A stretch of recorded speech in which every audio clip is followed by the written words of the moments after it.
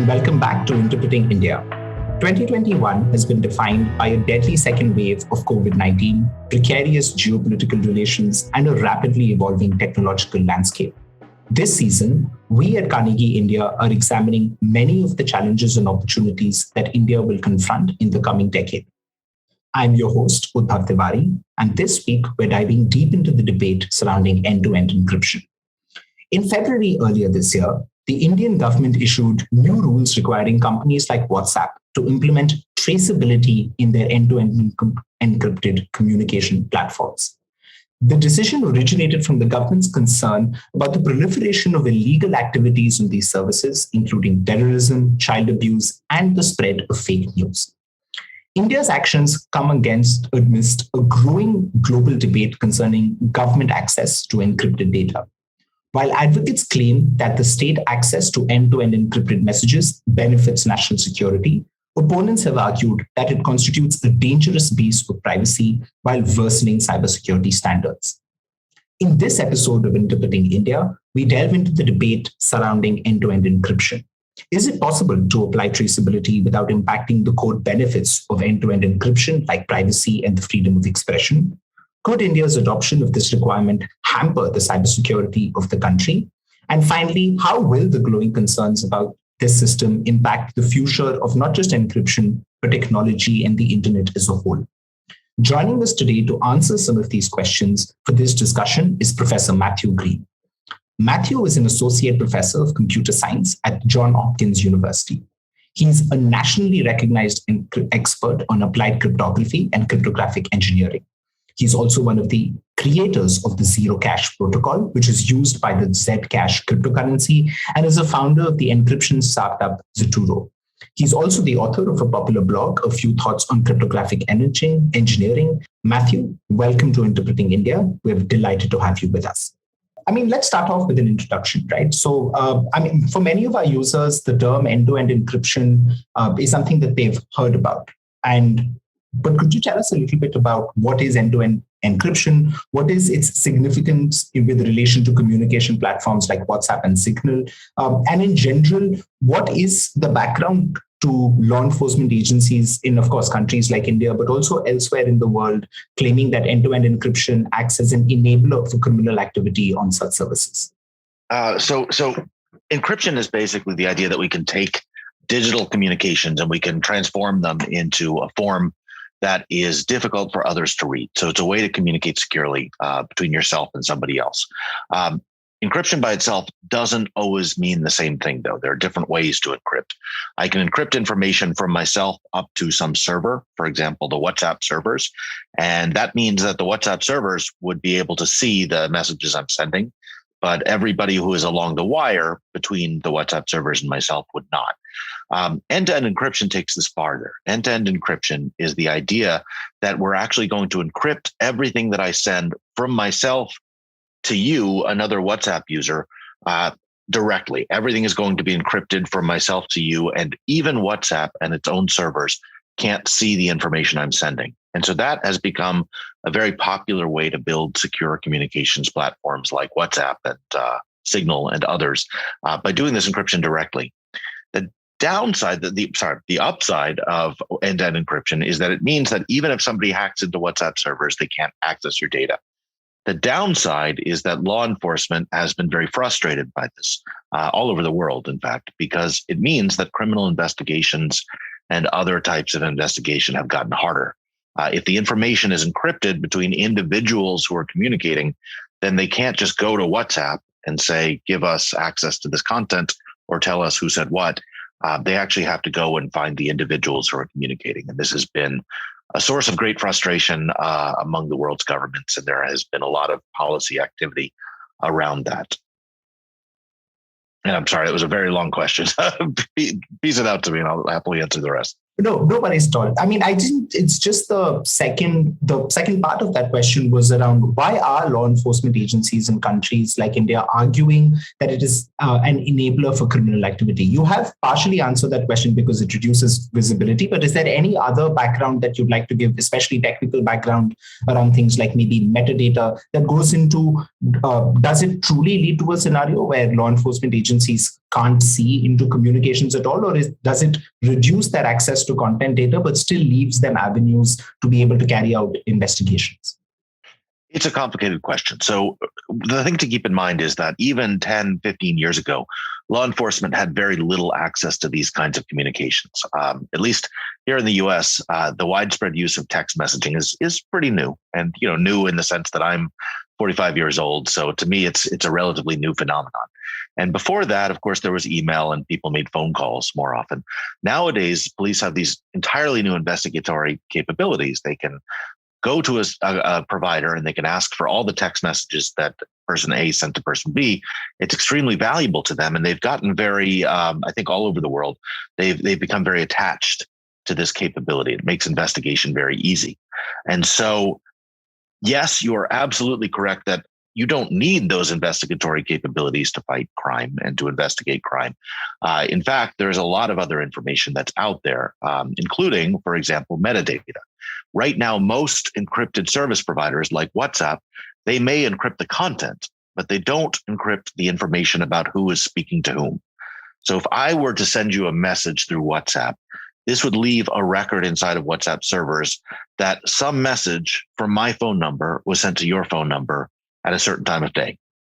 And yes, the police wouldn't be able to read that message. The content of the message would be encrypted, but the metadata that I sent that message is available. And so a number of people have argued to police and law enforcement and policymakers that this metadata is a very, very powerful investigatory tool, that they still have access to vastly more information through this metadata than they might have had a decade ago. The problem is that it's difficult. Police know that this content exists, and their job would be made easier if they could actually read the content in addition to having that metadata. And so the argument, it's very hard to ask law enforcement to give up something they see as a capability that they should be able to use. Even if you're absolutely correct, there are many other sources of data in these systems and metadata as well. You have also written about this in the past, but India recently adopted a requirement that mandates that certain large social media intermediaries enable the traceability of messages for end-to-end encrypted communications. Could you tell us a little bit about how do you think this may operate in practice, technically, if that were to take place, but also what some of the challenges of this approach are? Good. Yeah, traceability is a really unique problem. And it's a problem that I think is very unique to India right now, at least in terms of India's policymakers are particularly interested in traceability, whereas in other countries, we have law enforcement asking for different capabilities. Traceability is basically, as I understand it, the problem is that there has been a lot of viral content sent through WhatsApp and other end-to-end encrypted systems. And this viral content has led to some pretty bad events. And what people are asking for, and law enforcement and policymakers are asking for, is the ability to trace that content back to its originator, and maybe not its original originator, but maybe people who disseminated it. And the problem is end-to-end encrypted systems make it very hard to see what content people are sending and forwarding to each other. And that's by design. They're supposed to make that difficult. In the context of viral content, of course, that means that you can see that person A sent some messages to person B, but knowing which of those was some, for example, video that was later deemed to be harmful, that's very difficult because of encryption. Traceability is the idea that if a piece of viral content is found and it's deemed to have caused harm, that there is some way that you can follow that backwards in time to the people who originated it.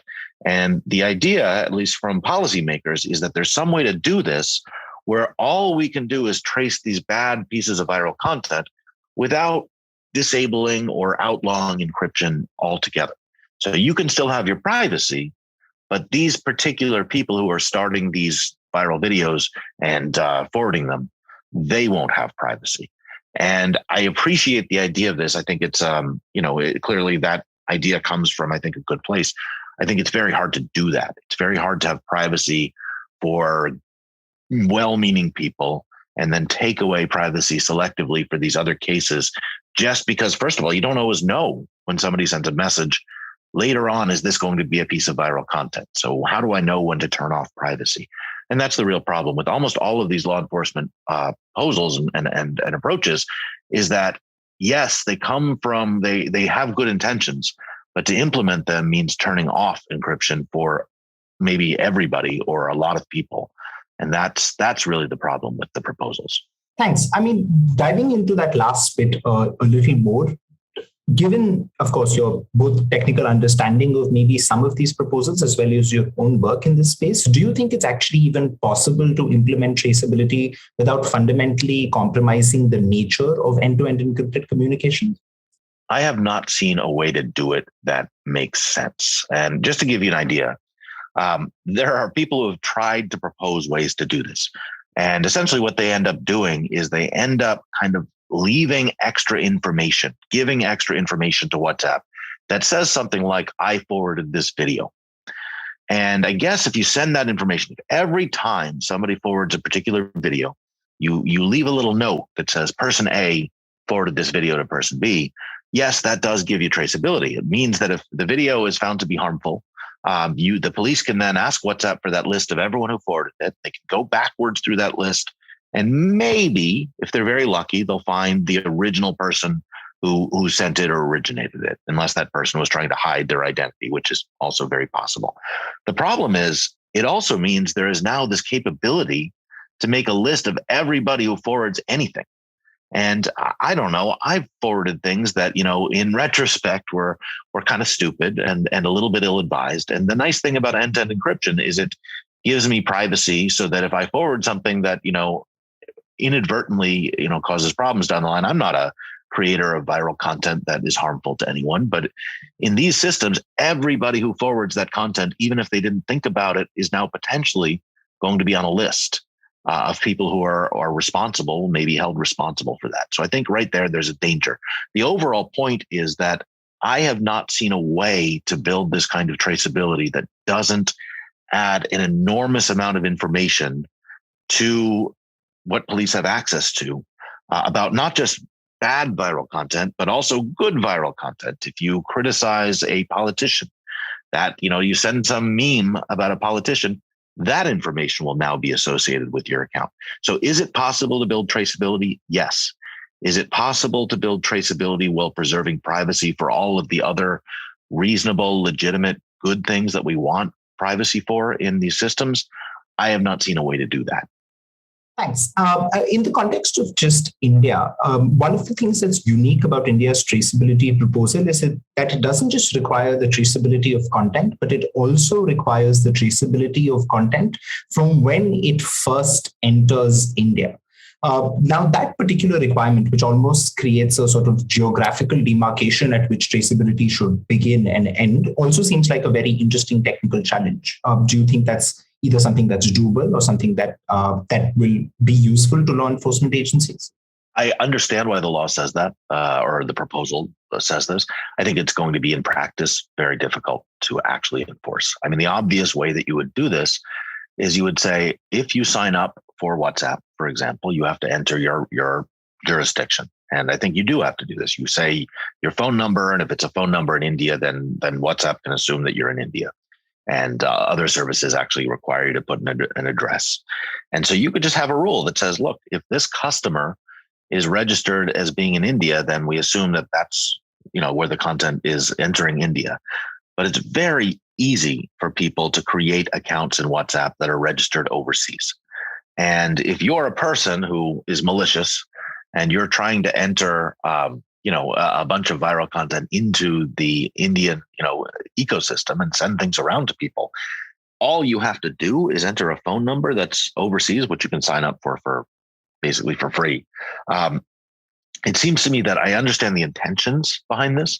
I think in practice, the best you're going to get is people who are innocent, people who are kind of inadvertent victims of having had something forwarded to them and forwarded forward. Whereas the actual originators, you might hypothetically be able to trace them, but if they do anything to prevent this from happening, I think it will be very easy for them to avoid being traced. Right. Just taking the point that you have made about how this would impact the privacy of the legitimate users, could you tell us a little more about what some of the other problems that implementing traceability may create for, say, the average user on the internet? Right. So one of the things that we want is we want the idea that, in text messaging, we can do things that are kind of harmless, and we can talk to our friends in a way that doesn't chill speech. And so one of the things that's great about text messaging is that, for many years, if we wanted to have a conversation, I would call somebody up and I would just have a conversation with them or meet them in person.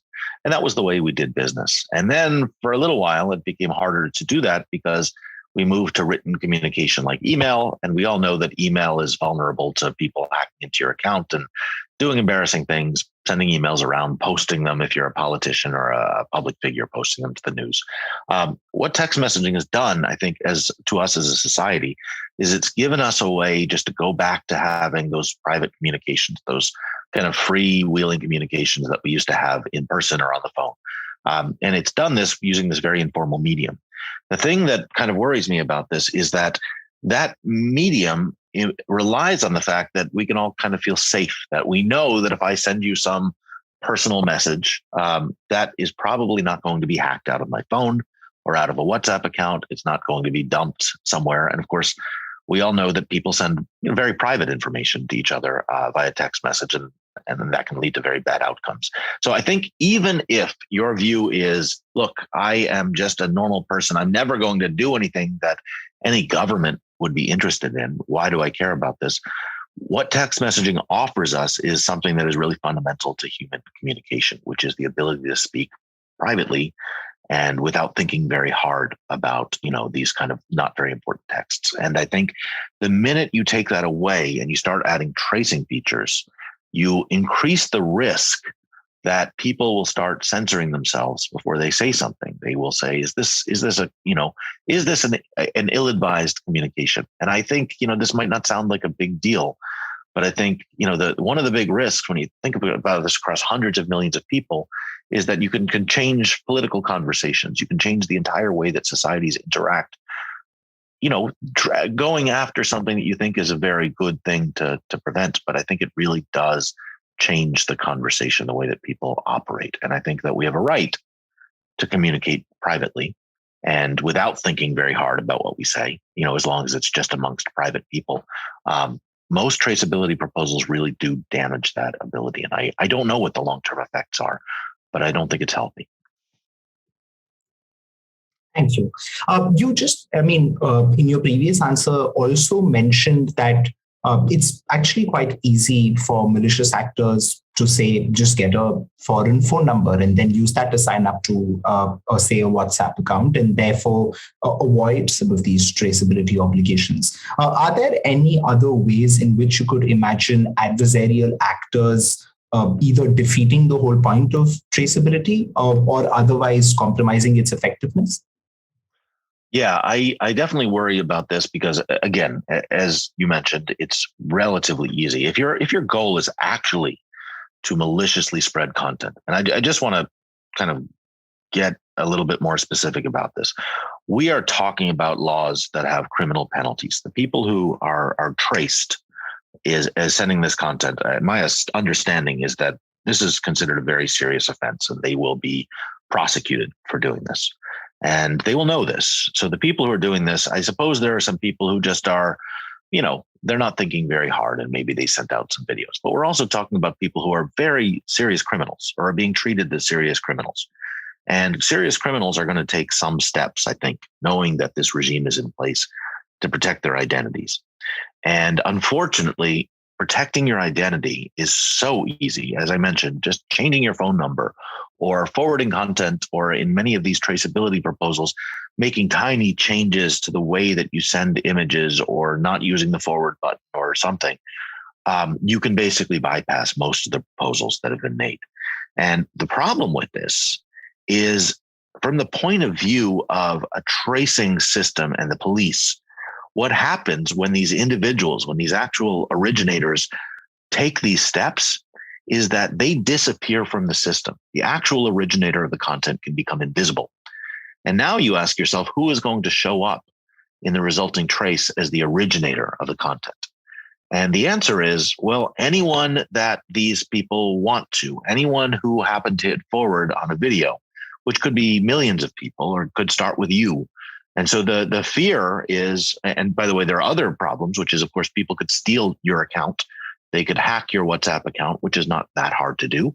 And they probably will. If they know that they can avoid criminal responsibility by stealing somebody else's WhatsApp account as the account through which they disseminate this content, they absolutely will, which means that people who are innocent will now have to prove their innocence because they will appear to be the people launching these videos. So what really worries me is that these tracing proposals will not work to catch the people who are actually responsible. And that means somebody else is going to be on the hook.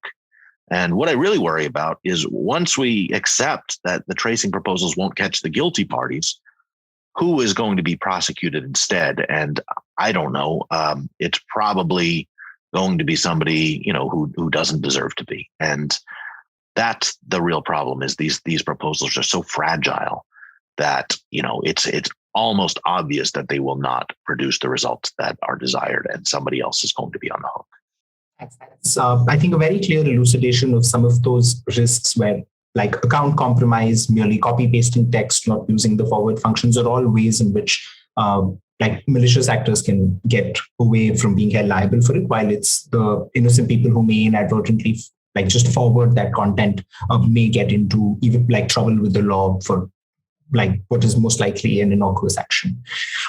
So taking some of these conversations a little forward, even apart from traceability, over the last couple of months, we've seen some proposals from other sort of actors in the ecosystem and that governments are considering as well, in order to deal with the problem of illegal content and end-to-end encryption, right? And arguably one of the sort of more hot topics, let's just say, in the recent couple of months has been Apple's deployment of client-side scanning on iOS and macOS. But there are also proposals around mandating the amounts of metadata that needs to be collected. Some very high-level proposals that homomorphic encryption may provide solutions. So could you just at a high level talk about some of these ideas where if law enforcement agencies and governments don't think about traceability, they are thinking about some of these ideas and both the viability of some of these ideas as well as maybe the risks that they create? So from a technical point of view, the hardest thing to build is privacy preserving systems. So building systems that keep your information secret is very hard to do. There's a lot of technology involved in doing that. So making sure that your conversations are encrypted and nobody else can hack them and read them, that's hard. Selectively making a system less private is actually very easy. It's possible to undo the privacy offered by encryption relatively easy. You can just send all the data that you're sending to your counterparties. You could send a copy to the government in the worst case. That is not currently what's on the table. What has been on the table over the last several years is a set of systems called key escrow systems. And the idea there is that it would give police the ability to selectively, with a warrant, access your data. That was the major debate that was being held, was should governments make encryption selectively something you could bypass? And then in 2019, things shifted in a very interesting way, kind of, I think, an unfortunate way, when a number of world attorney generals went out, and I think India was also involved in this, and asked for the ability, not so much just to access a few pieces of content with a warrant, but also they expressed dismay that they would not be able to scan in real time the text messages and photographs and videos that people were sending. They would not be able to scan them for illegal content. And the illegal content has this very broad definition. In the US, the major focus is child sexual abuse materials or media, which is to say child sexual abuse videos and images. Really, really terrible, terrible stuff. And I think, generally speaking, everybody agrees that this is something we don't want distributed. But it means other things in other countries. In the UK, I know they're very concerned about terrorist recruitment videos. And I think India probably has its own unique types of content that people are concerned about. And so here's the problem with this. Everybody agrees that this material is extremely bad and we don't want it to be distributed. But the problem here is to build a system that can scan in real time every single photograph or video or even text message that you're sending is to build a surveillance system that is incredibly powerful. And it's been possible in the past because we used unencrypted server-based centralized systems. So if you upload something to Facebook, for example, it does get scanned because it's Facebook and they have all the content. The minute you have a private system that has encryption and you also want to scan all this content people are sending, it becomes very, very difficult to do this without essentially giving up privacy. You're building a system that can say, is this content any good or is it bad? And we should report you to the police. The thing that worries me about this is, again, it's a situation where these kinds of systems can be designed, and the idea is that they'll only be used for content that is really problematic, but they can easily be expanded to look for any kind of content. Governments, if they decide to add additional videos, for example, political videos, they can do this, and they can do it in a way that it's very hard for you even to know that this is happening. In addition, third parties can make special kinds of content that they can then disseminate to the world. And if anybody sends this content, it could be a harmless political advertisement, for example. If you send that content, it will trigger these systems to think that you're sending some terrible child sexual abuse video, and you will be reported to the police. And we know that this is possible because people have shown how to do it. So there are a lot of risks in these systems, and these mainly stem from the fact that what police are asking for is a very powerful kind of surveillance system. Thank you. I think that, like, say, if the Indian government were, or any other government for that matter, were to propose next year that, sure, we understand why traceability is unimplementable without weakening end-to-end encryption. So why don't you come up with a client scanning model where if we give you a video that we say is going viral, you should have the ability as a service provider to immediately scan or push it down to devices so that those devices prevent that content from going viral by essentially preventing it from being uploaded. So if governments or lawmakers were to propose this, say, client-side scanning as an alternative to traceability by not weakening encryption, but by regulating the kind of content that people can send on these platforms in the first place, do you think it would be effective? And if not, what would be the drawbacks to it? So one of the problems with these kinds of systems is it's very easy to get past them. They look for fixed known videos and fixed known images. And it's relatively easy to avoid these filters, these scanning systems, by making new versions of the picture that look exactly the same, but that don't trigger the system. There are techniques for doing this. We have a paper that we're in the process of publishing that shows how to do this. So I think the most likely outcome, first of all, is that people will just resubmit new versions of the same content or new content that will just bypass these filters. And so again, it's a situation where you go to all this trouble to build this enormous scanning system, and it just doesn't work. The second problem I see with this is that the same people who are, going to the originators of this content, they're malicious. They're going to find ways to avoid responsibility. So even if these viral videos or pictures do get picked up and people get prosecuted for them, it won't be the people responsible. It'll be the people who inadvertently hit forward. So that's just yet another concern. So this is a very, very powerful tool with the ability to basically become a surveillance system that can look for any kind of content. And we're going to deploy it on 1 billion people. And we're going to tell them, hey, everything that you send is going to be monitored in this way. And the problem is it won't do anything. The people who are doing bad things will make a small change in their behavior and they will bypass the system, but we'll be stuck with it. And all of its bad effects, which can include some very, very negative effects, like actual compromises of real people's privacy, doing nothing, doing innocent, behavior. I think that is the concern here, is that these systems, they sound so reasonable. Of course, we want to stop this bad behavior, but it won't work. Thanks.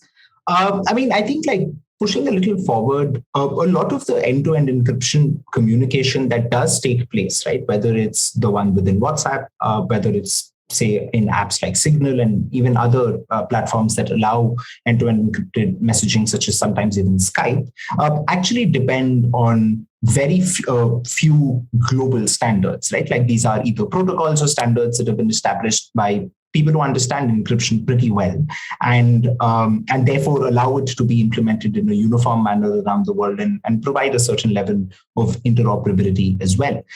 What would you say about the idea that some governments, I don't think there are any active laws on it, that are claiming that it's at this standards level that these proposals should be baked in? So, for example, if most end-to-end encrypted messaging in the world today uses the Signal protocol, like that law enforcement agencies and governments in general should focus their efforts on weakening those standards by allowing for traceability to be built into it at a standard level, so that whenever any service provider were to deploy it, they would automatically start complying with some of the requirements that law enforcement agencies are happening, but that I have of them around the world. So A, what would you say of mostly this idea? But also, how important do you think are these standards processes to the push for strong encryption globally?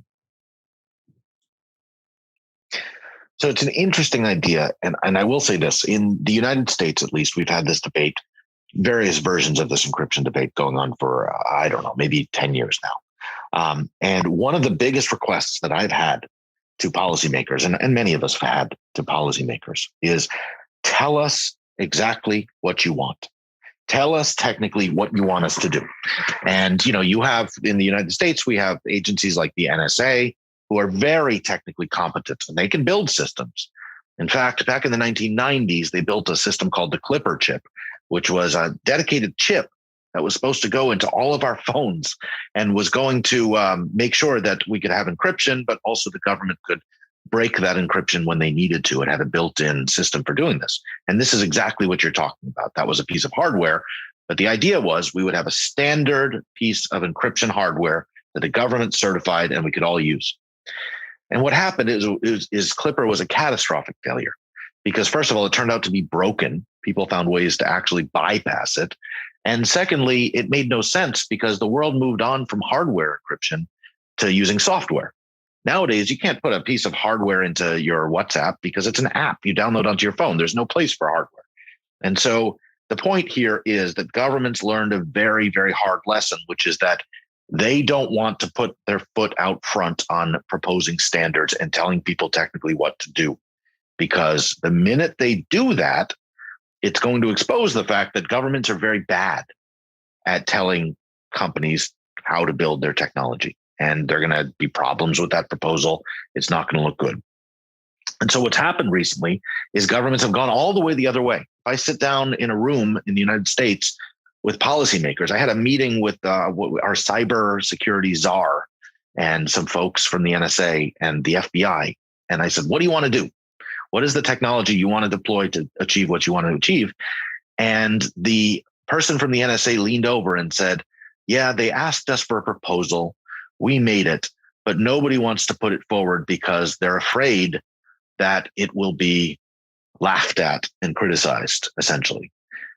And so I think this is the problem. When you get specific about what standard you want to implement that weakens encryption, you expose yourself to the fact that putting that down on paper will be instantly criticized, and rightly so, because it will weaken encryption. People will look at this and point out the problems. And so many governments have said, we don't want to be in a position where we're saying, here is what you need to do, because people will point out that it's broken. Instead, we want to push the onus of this onto tech companies. We want to say to WhatsApp, either you give us these capabilities or you're in trouble, and it's not our problem to figure out how to do it. And that means that if the system that implements traceability or scanning turns out to be terribly broken, the government can say, well, that's WhatsApp's fault. That's not our fault. We didn't force them to implement this broken system that led to thousands of users' information being stolen. That was WhatsApp, even though we made them do it. And so I think this idea, getting back to what you're saying, the possibility that private individuals are going to put these weakening proposals into standards is zero. The only way it will happen is if governments actually take that risk take that step and do it themselves. And I don't think governments are going to do it themselves, because the minute they do, they know they're going to be blamed when it goes wrong, and it will go wrong. Yes, I mean, everything that you just described is something that, in fact, we've also seen play out in India. All the way back in 2015, India came out with a sort of national cybersecurity policy, which also included an encryption component. And that encryption policy, in particular, actually contained some of the technical details, right? Where plain text storage. The fact that that it would have to have key escrow with keys being stored at a particular location that the government could request, and I think it was the fastest time I've seen a policy being withdrawn. It was lesser than a day. Like, it was notified as a draft policy for comments, and the blowback on the internet in general was so strong that it was withdrawn, and we've never really seen a technically minded policy like that again. And what we've seen in practice are things like the traceability laws that sort of skip that technical question and really just get to the ultimate question that fundamentally just talks about making platforms deliver outcomes and not really caring too much about how they do so. And it's definitely a very interesting thing to see how that pattern is played out elsewhere in the world as well. Yeah, and I think it reflects the fact that the governments of the world know that what they're asking for is difficult to achieve with privacy guarantees. And the minute they say prescriptively how to do it, everyone's going to point that out. And so the only possible path for them is to say, demand outcomes. And that's the strategy we've seen, and it's still the strategy we see. Yeah, absolutely. I mean, I think in some countries like Australia, we've also seen laws like the DROLA law and the Investigatory Powers Act in the United Kingdom that are all fundamentally about technical access, right? Where governments, rather than telling you we want this individual particular piece of data, can in fact just command private entities to either deliberately engineer weaknesses into their systems that they can then later on exploit, or even sometimes go as far as selectively turning capabilities such as encryption on and off for particular users when requested by like a sufficiently powerful authority. So what's your outlook in general on these laws that attempt to mandate certain forms of technical capabilities that then companies essentially have to comply with the same way that they have to comply with in order to say wiretap an unencrypted phone call? I think countries that implement these technical capability laws, the ones that say at the drop of a hat, we can show up and change your system to do what we think it should do. And we typically means someone in a Secret Service agency. In the UK, I think it's MI5 or GCHQ that has this power. I think that the countries that do this have more or less assure that their ability to lead in the technical sector is at risk. I don't think you're going to see as many popular communications applications, especially globally popular communications applications, headquartered in countries that do this.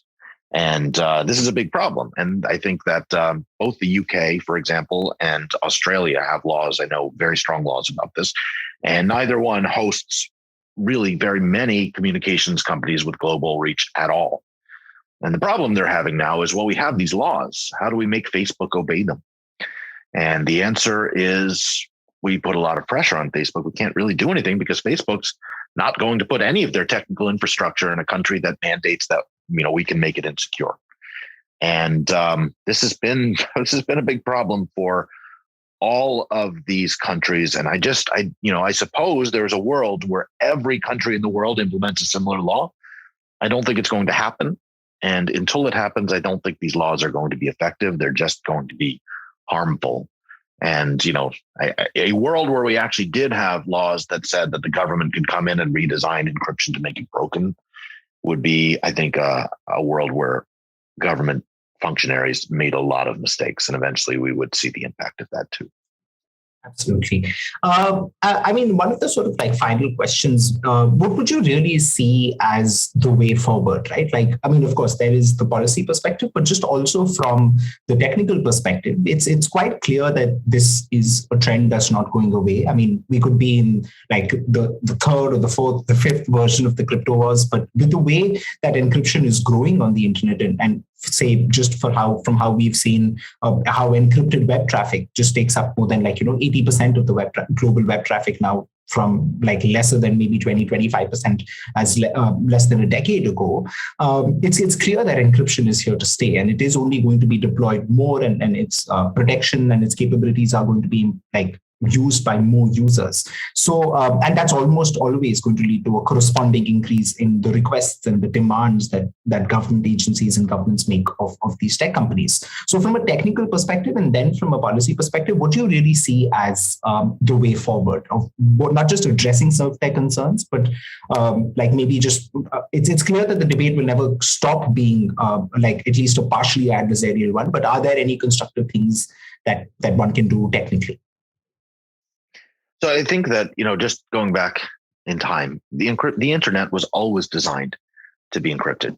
It was always the intention. The original early internet was totally insecure. You would send email through a server and everybody could read it, and everybody could read all your traffic. And the answer to that the original inventors of the internet, had specified was, don't worry, everything that you send will be encrypted. And the only thing that happened was we just couldn't deploy that encryption because it was too costly. Our computers weren't fast enough, and we couldn't add the encryption for a number of years. And here we are in the 2020s, and now we have computers that are fast enough. So you're seeing basically the final design of the internet being solidified. You're seeing that encryption being deployed everywhere. There's no reason that when I send an email to somebody that it has to be readable by people in the middle. There's just no reason. That's not the intention. And so, yes, you're seeing basically the internet being realized the way that it should be. Encryption is going to be ubiquitous. Everything is going to be encrypted just to the people who need to read it. What do we do about that? Well, my preferred answer is we don't do anything. We live with the fact that certain kinds of communication are just, private individual communication is just going to be private individual communication. And other kinds of communication, like, for example, Facebook posts, are public. And if you want to surveil people's public Facebook posts, it's fine by me.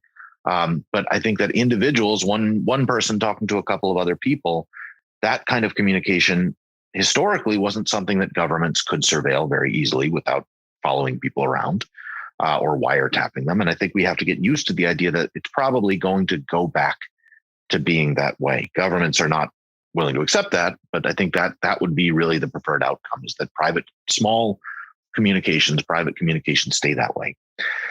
The other alternative is we have this global policy battle where governments try to make systems less secure and more people hop to other systems that have more privacy.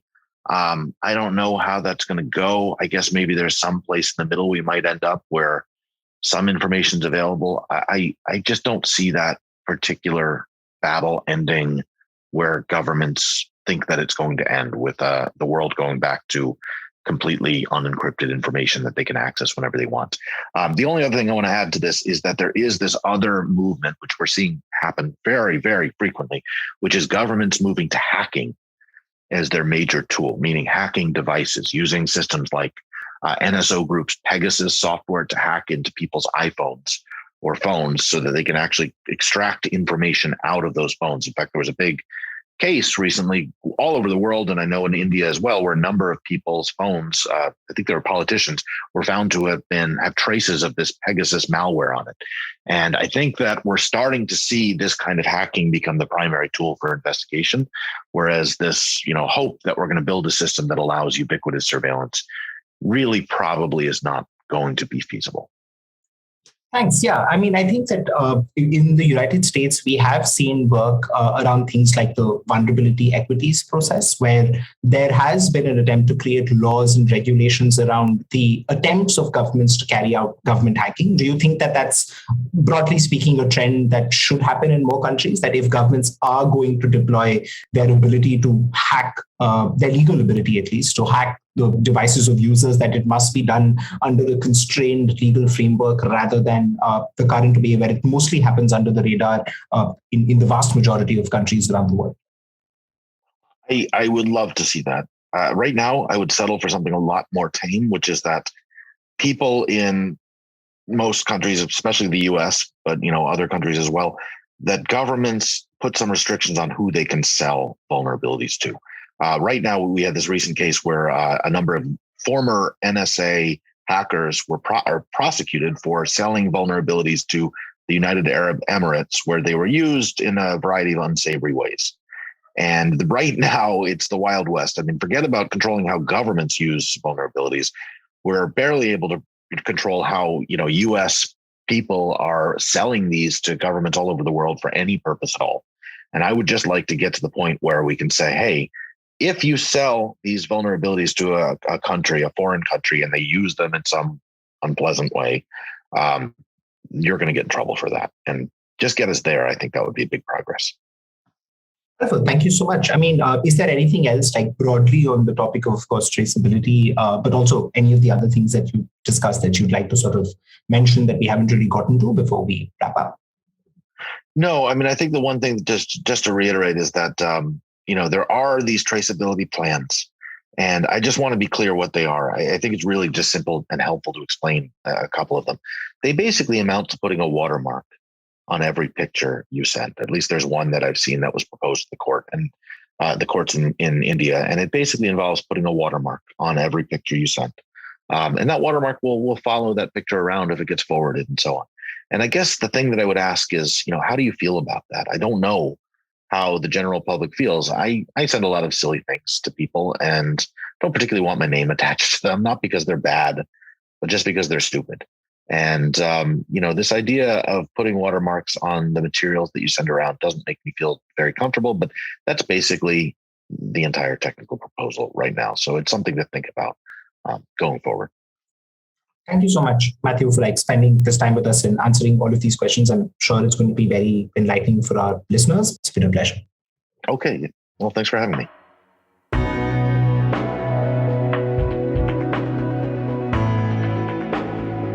We'll be back in 2 weeks with a new episode. To make sure you don't miss it, be sure to subscribe to Interpreting India on Apple Podcasts, Spotify, Stitcher, or wherever you get your podcasts.